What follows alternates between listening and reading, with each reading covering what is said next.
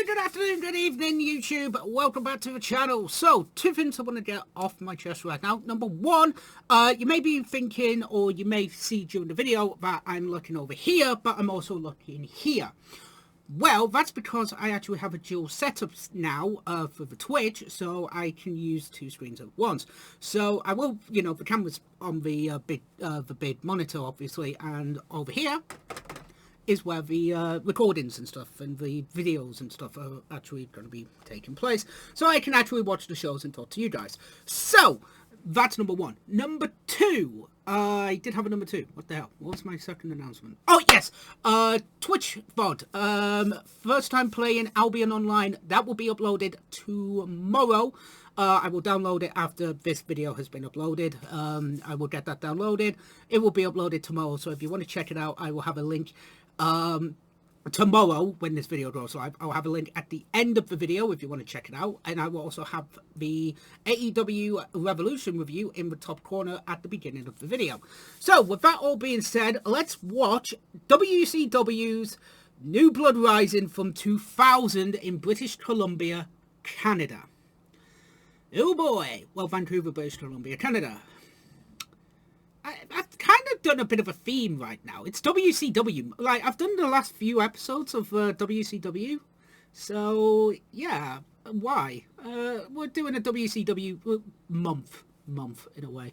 So, yeah, we're going to do two more WCW pay-per-views, and then we'll get back into the regularly scheduled, I think we're going to do a, after this WCW month, we'll do a, I think we'll do an In Your House, but we'll talk about that further down the line. So, let's not waste any more time, guys, and get into our opening contest, which is the Young Dragons versus 3 Count in a ladder match for a gold record and a contract for a recording contract. Let's do this. So, just move the camera a little bit forward, just so that everything's fine. Young Dragons versus 3 Count for the recording contract and the gold record. I'm not gonna lie, this was very entertaining. This was a good matchup.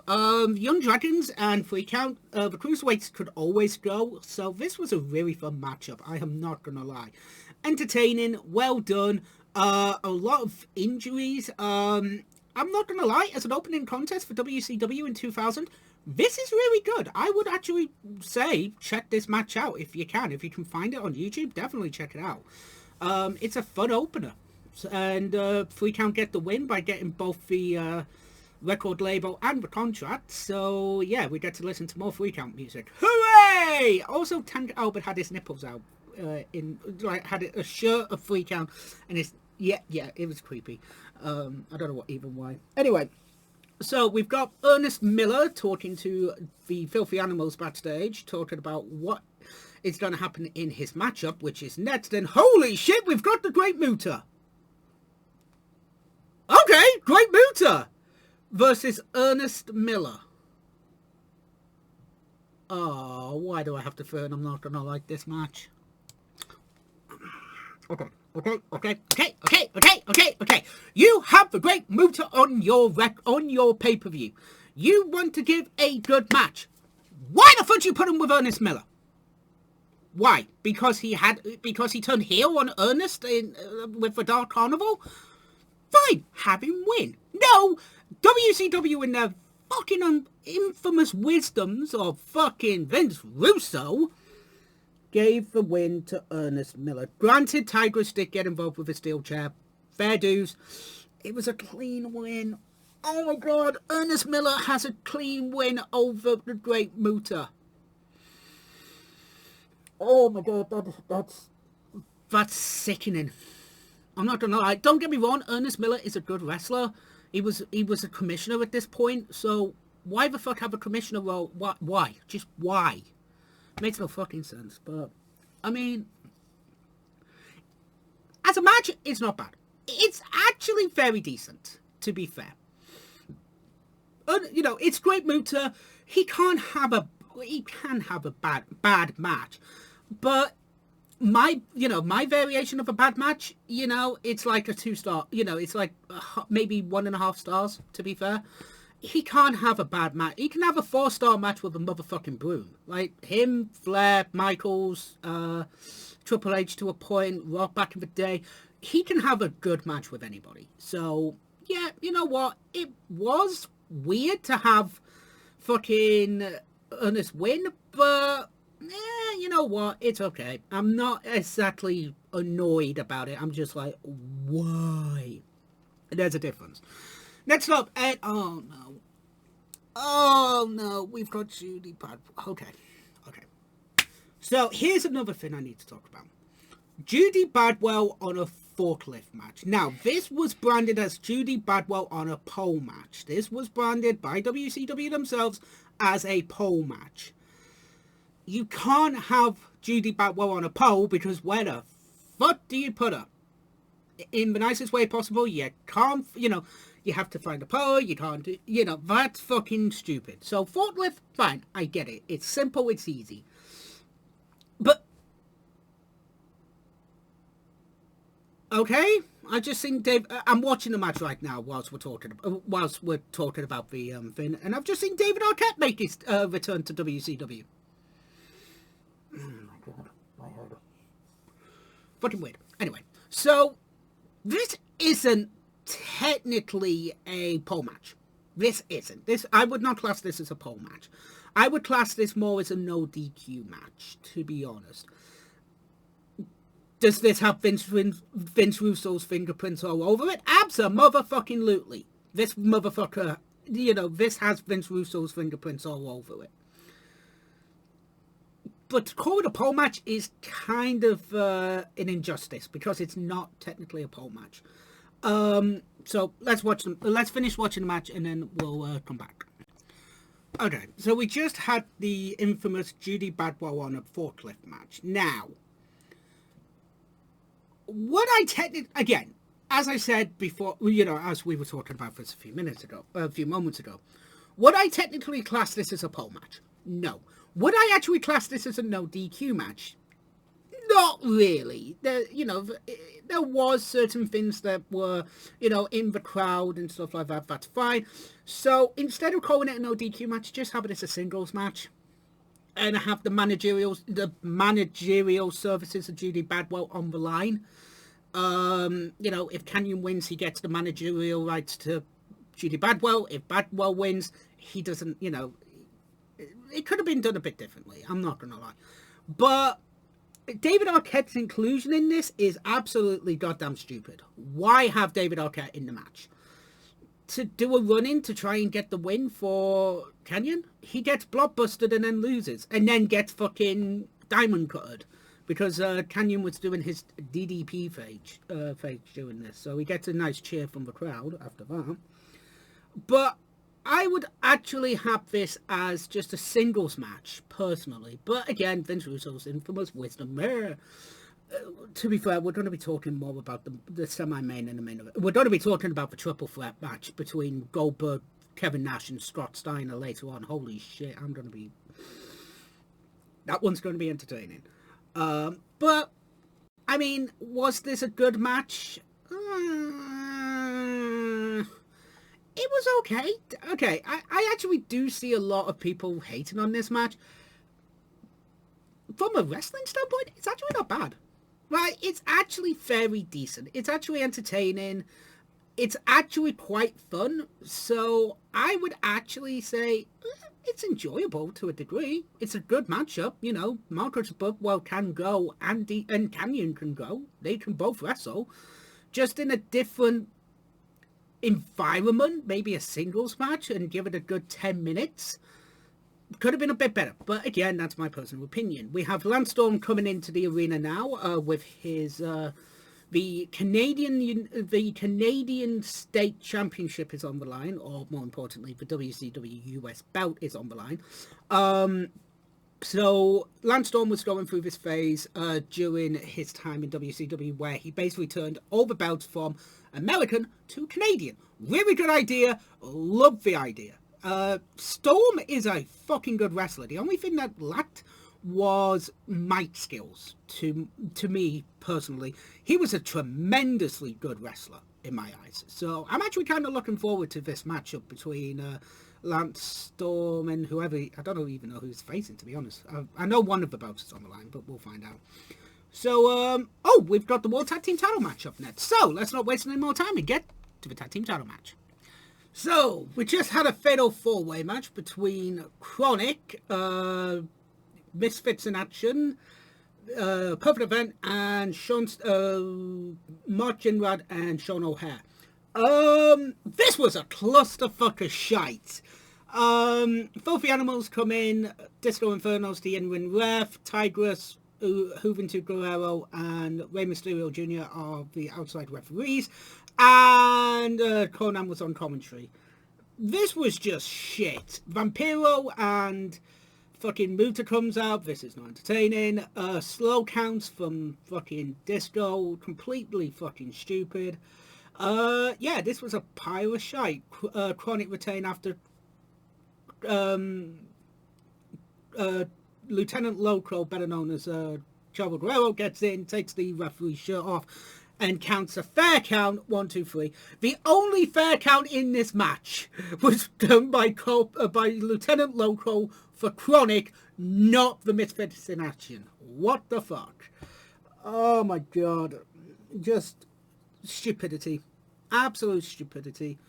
And we just had, oh my god, we just had Jeff Jarrett talking about the main event. Two shows in 2 weeks, that in a week that we do fucking Jeff Jarrett. Hooray! Right, so now we've got Shane Douglas with Tori Wilson taking on whoever the fuck. Let's see what the fuck. Let's see. So we just had Shane Douglas, the franchise, versus Billy Kidman in a strap match. Because why the fuck not? What the fuck? This was pinfall submission. This was okay. If it was a normal matchup, it would be okay. But this was a strap match. Billy Kidman wins. And then Shane Douglas legitimately tries to kill Kidman by wrapping the strap around his neck and hanging him from the fucking ring, by the ring post. Holy shit, this is not like, that's not funny. Like, that is legitimately just bad. Reno comes out, then, well, Vito comes out, Big Vito comes out, then Reno comes out, and they have a brawl. Yeah, this is where I'm going to start losing brain cells, isn't it? Booker T arrives at the arena, Jeff Jarrett attacks him to try and not make him to the main event. And now, oh, fuck. Miss Hancock versus Major Guns in a mud pool match.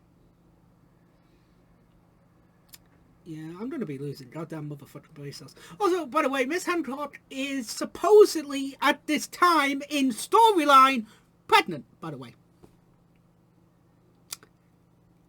I'm going to fucking hate this match, aren't I? As I record this, I just had to do a little bit of research. Today is International Women's Day. Fuck, I'm not even gonna talk about this match. It's shit then, it's shit now. I'm going nowhere near this match. Out of respect for myself, out of respect for all the women out there, I ain't even gonna talk about this piece of shit, because this is disgusting, this is crude, this entire motherfucking storyline is just disgusting. So, no, I'm not reviewing the fucking match. Fuck that. Boycott. Let's get to our next matchup, which is somehow the Demon, or better known as the Kiss Demon. Holy shit, now we're getting into the craptascular fucking bullshit of this match. Let's just talk about it. So, right now we had Sting versus the Demon. This didn't even go a minute. All of a sudden, Sting just attacks the Demon at the entranceway, walks down to the ring, Sting a splash, stopping death drop, 1, 2, 3. It was a minute. What the fuck? Oh, Jesus fucking Christ, this show. So, then, Dark Carnival comes out, Great Muta and fucking Vampiro come out to attack Sting, try to hand him again, like we didn't see that about 20 fucking minutes ago. And then Chronic comes out, and then Now they're challenging the Dark Carnival to a World Tag Team title match. So why can't we just have this as a why can't we just have this as the Tag Team title match? WCW, in the end, ruins everything. Holy shit. Let's watch this match. We're not even an hour. We're not even 2 hours into this pay-per-view and I'm already sick and fucking tired of Mark Madden's commentary on this show. Dude, shut the fuck up! Oh, this guy is this guy's a fucking asshole, Mark Madden. Holy fuck, I forgot just how bad his commentary is. It's not the tag team title match. It's not Chronic versus Dark Carnival. We have Lance Storm versus Mike Awesome for the Canadian Heavyweight Championship. So this is going to be under, Canadian rules. So I'm going to get the rules out the way with now. It's a 5 count, not a 3 count. Submissions do not count, and you have to, once you pinned, you have to be up by a count of 10. Okay, fuck it. We're in Canada. We're gonna do this. We're gonna watch this match, but you know what? Entertaining. The fans love. The fans love Storm here. We're in Canada, for fuck's sake. So people are gonna love it. So let's not waste any more time. Let's get to the Canadian Heavyweight title match. I'm losing brain cells. I'm losing motherfucking brain cells. I even set the rules before the match, and I still thought this match was a pile of shite. Oh my god, I'm losing brain cells. So at the end of it all, table spot, and then basically the referee just says, "Fuck this shit. First to the feet wins the match before a count of 10. Fuck it. Lance Storm retains. Fan fuck for that." They basically were trying to get Lance Storm to be booed, but it didn't happen. He was cheered. It's Canada, for fuck's sake. Oh, it's fucking Canada, you dumb bastards. How do you fuck up Canada? How do you fuck it up? Luckily, the Canadian fans cheered for Storm. They cheered for Pierre. One of the not PCO, the other one. I can't think of his bloody name now. But yeah, it was one of these matches. It was okay, but just the rule set were just stupid as fuck. Then we get a order. WCW New Blood Rising and get a free Vampiro t-shirt. Motherfucker, I'm watching the pay-per-view. Say ordered. If you've ordered the pay-per-view, you get... Oh, you dumb bastards. Even doing marketing, they can't do it right. Kevin Nash talks about the main event, the semi-main event, the triple threat match. And now we've got the Dark Carnival versus Chronic Tag Team match. Let's just get to this matchup. Dark Carnival versus Chronic. Fucking hell. What can I say? This was an okay match. Until the referee gets bumped, and then all of a sudden the fucking Harris brothers, the Nazi twins, get involved, H-bomb one of the fucking Chronic guys, and then all of a sudden we have new tag team champions. Okay, Muta being a champion in WCW, okay, fine, I'm happy about that. That was good. Vampiro being a champ, fine. But now they've got to face what? The Filthy Animals tomorrow night on Nitro? In this timeline? It's like, oh, you're making my head hurt. You're making my brain hurt, and that's not a good thing. My brain hurts. Holy fuck. I knew this show was bad, but I didn't expect it to be this bad. I'm not gonna lie. Oh, God. I thought, watch this show, be funny, have a bit of a laugh, have a bit of a joke, don't take it too seriously. Well, that went out the fucking window after the second damn matchup. This is bad. This pay-per-view is fucking bad. I'm not gonna lie. Like, the first few matches, the first match was great, the second match was decent, the third match was okay, and then, like, from the fourth match onwards, like, the Fatal 4-Way Tag Team match, it's just been shit. Like, literally, it's just been a pile of fucking butt shit. Like, literally, it's just shit. Right, well, let's get to our next matchup. Sweet merciful Jesus, let's just please be good. Oh, why did I have to fucking jinx myself? Now, here we go. It's Kevin Nash versus Goldberg versus fucking Scott Steiner. So, this is where... I'm just going to turn around and say this. Goldberg walked out. They worked the shoot. basically, Goldberg didn't want to get pinned in this match. I'm basically just going to explain the entire situation. Goldberg didn't want to get pinned. Goldberg didn't want to get pinned by Nash. Goldberg wanted to win. So they decided to turn around and go, right, we're going to work a shoot. You walk out before you take the powerbomb. Well, this turned into a pile of fucking shite. The match itself is shit. I'm not even going to lie. Like, this is Goldberg, it's Kevin Nash, and it's fucking Scott Steiner. This just screams bullshit. I'm not going to lie. This turned out to be like, people were like, yeah, I'm not going to do the job. I'm not going to do the job. I'm going to fucking beat your ass. And I'm going to be... This was WCW at its highest. And literally of stupidity. Not highest in revenue, because that was 1996 when Nash came in with the New World Order. This is 2000's WCW. So it's just a pile of shite. Oh, this main event sucks. Hopefully Booker T versus Jeff Jarrett could be good. Let's just fucking hope so. Let's just get to this matchup, guys. So after Goldberg basically walks out of the match, Vince Russo comes out and basically is like, get back in there. Fuck off, Russo, you fucking twat. Just legit, fuck off. Kevin Nash wins after powerbombing Scott Steiner. This is shit. What do you expect me to say? This was fucking brilliant? No, it's crap. It is a pile of shit. You know, again, when I first came into this, I thought this would be funny, it'd be entertaining. After the fucking Fatal 4-Way match, and then the distasteful fucking mudbad match, or whatever the fuck you call it, I've just had a disgusted taste in my fucking gob.